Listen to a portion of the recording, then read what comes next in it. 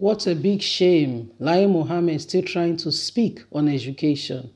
It's really very sad. Lai Mohammed said only the best students from the north used to get admission into federal schools. In the north, he's speaking of the north that they've turned into something else. Do you know why they are not saying anything about all that is going on in the north? I'll tell you.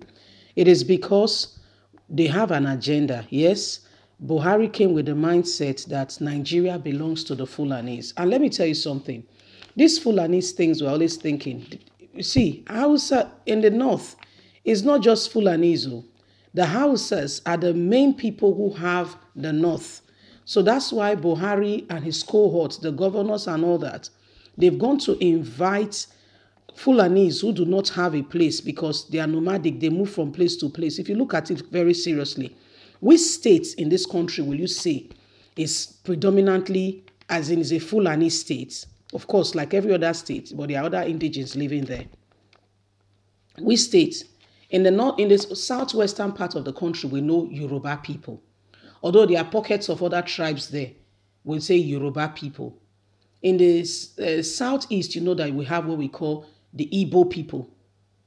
In the north, we have Hausas, not Fulanis. But the Fulanis now are trying to take over the Hausas.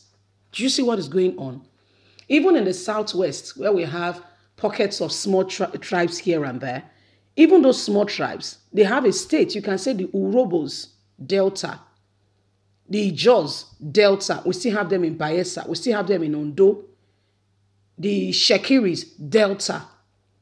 Even though it's a small tribe, do you get what I mean? It's not like the big three. But which tribe is the Fulani? Which states? This is where the problem is. That's why Buhari is saying nothing about the killing, because it's a systematic takeover. They are coming from coming from West Africa to begin to eliminate people from the rural area, taking over their lands, an attempt in process of time. Do you see where we're coming from? Please don't forget to give us a thumbs up. Subscribe if this is your first time. Thank you. Lai Mohammed said only the best students from the north used to get admission into federal schools. Information and Culture Minister Lai Mohammed had recalled how academic prowess rather than religion and ethnic serves as a criteria for admission into federal united schools during his days as a student. The problem of insecurity has made our country a place where children can no longer go to school for fear of being kidnapped from school. I'm glad you are speaking like this, because Lai Mohammed, you guys behave as if nothing is happening in the north.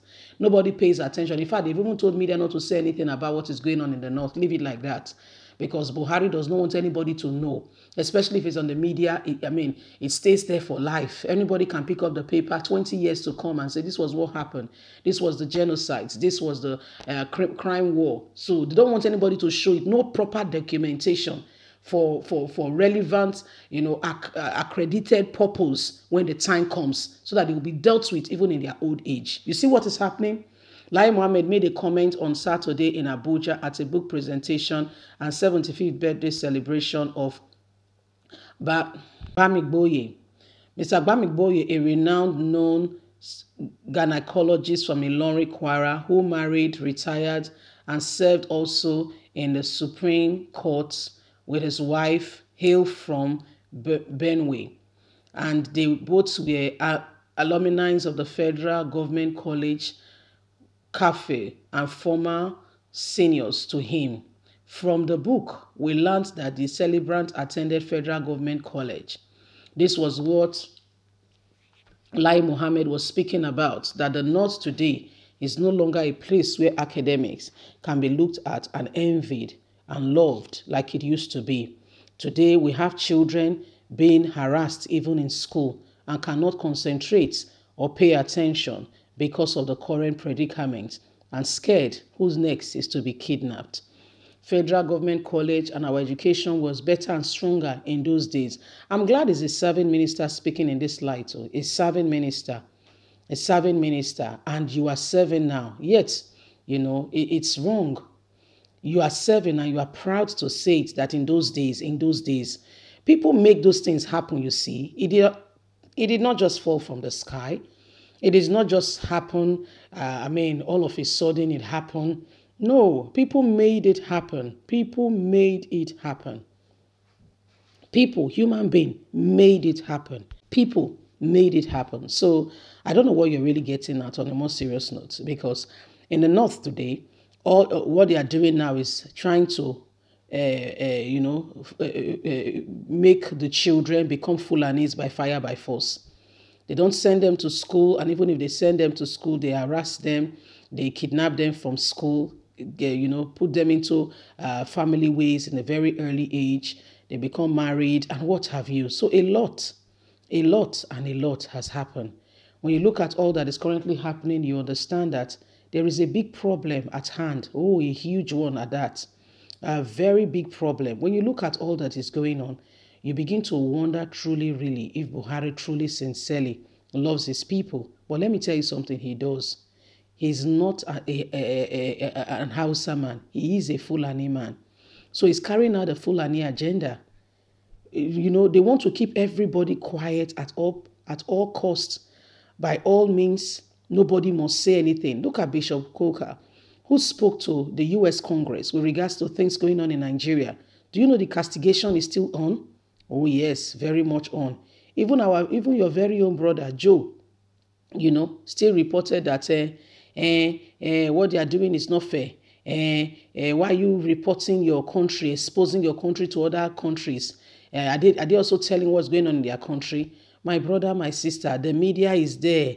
You don't need to get there to know what is happening. They don't shut the voice of the media like you guys have told Nigerians to do.